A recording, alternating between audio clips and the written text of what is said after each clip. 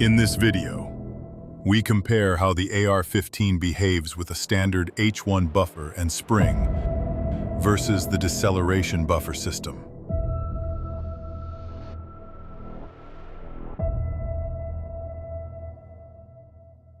With an H1 buffer, the kinetic energy of the BCG is sent to the shooter's body by a hit at the end of the buffer tube.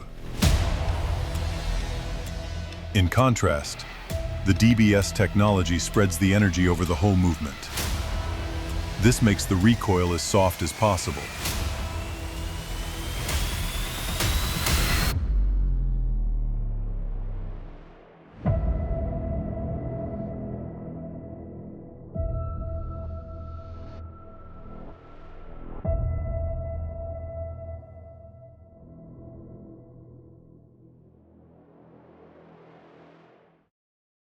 Deceleration Buffer System.